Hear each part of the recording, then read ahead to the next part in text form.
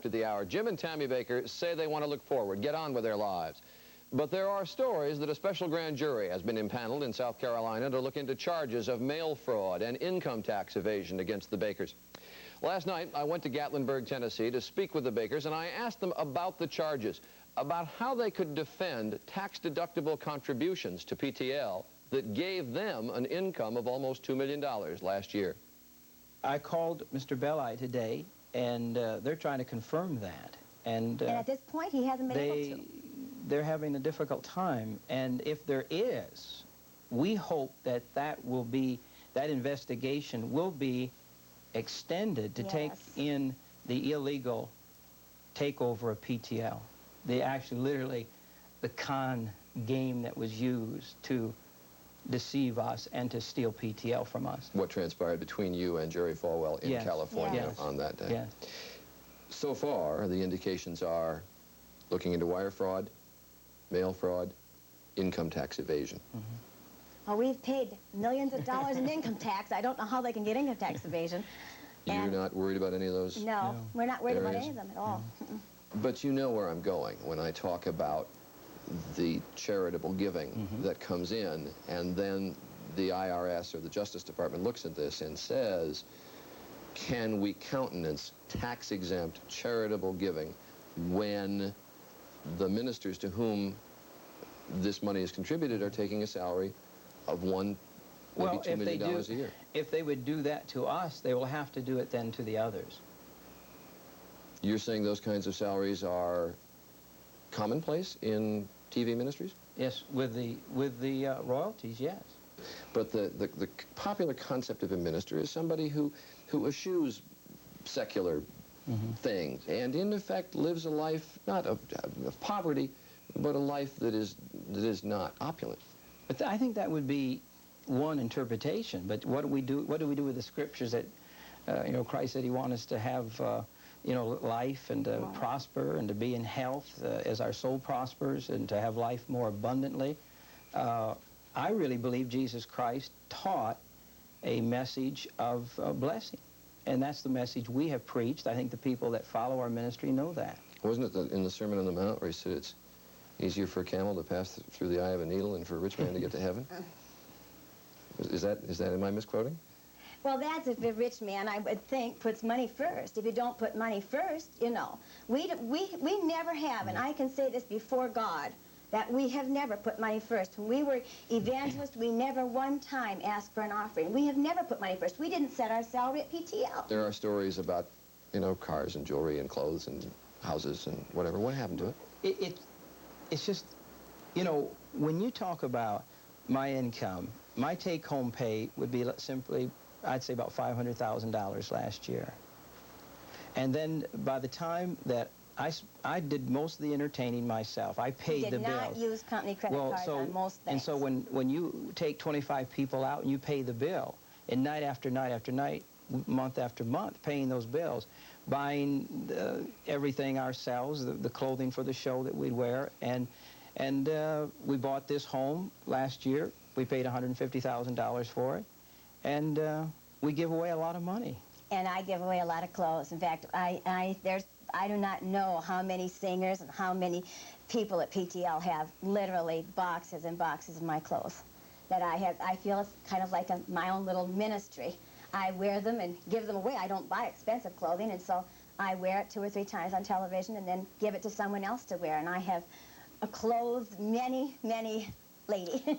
That's why an audit of Jim and Tammy, if that's necessary, we'll have one. Do you worry about the investigations that are going on? Not at all. Do you worry you might go to jail? No. In fact, I think the investigations are the best thing that could happen to us. That's right. We're almost wishing. Unless Jerry Falwell and the group has altered the records. And I pray to God they haven't played tricks. Do you worry that it could leave the Bakkers discredited permanently? No. History will prove the Bakkers were honest people. There are also questions, of course, about whether the Bakkers have really given up their battle to regain control of PTL. We'll show you more of our interview with the Bakkers in just a moment, and you'll see they don't seem too sure of themselves. It's 44 minutes after the hour. More with the Bakkers coming up. The critical question with Jim and Tammy Bakker that never seems to get answered is whether they have given up their fight to regain control of PTL or whether they still want it back. Talking with them in their home in Tennessee last night, I asked that in a number of different forms. We really haven't given up. We don't want to fight, first of all. We would like to have PTL back to fulfill the vision, the dream that God has given us. But it's going to take a fight. You know that. Well, if the people want us back, I think someday we can be back. But if the people want Jerry Falwell, then if they support him and it goes on, then they'll have Jerry Falwell. So you say you don't want to fight, but you say you want it back. Yeah. How do you go about that? What are you going to do? Please tell us. It's like, well, in the bankruptcy court, the bankruptcy judge could conceivably give it back if he decided we were the ones to have it back.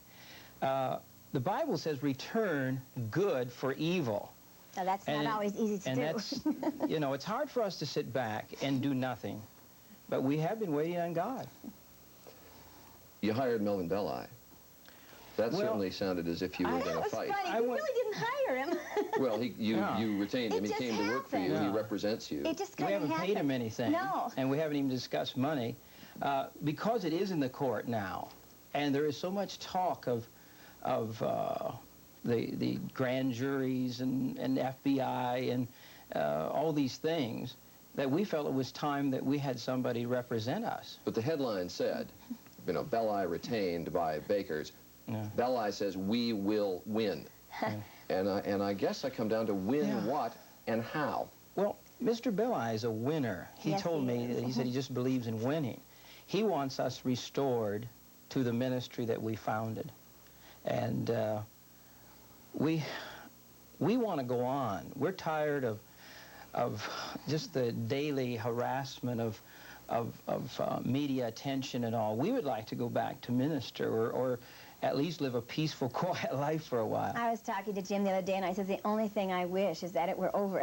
Yeah. I don't really care what happens as much as the fact that I just wish it were over. But you state conflicting things here. Yeah. You say we want the ministry back, but we don't want to fight, and yet we know it would take a fight to get it.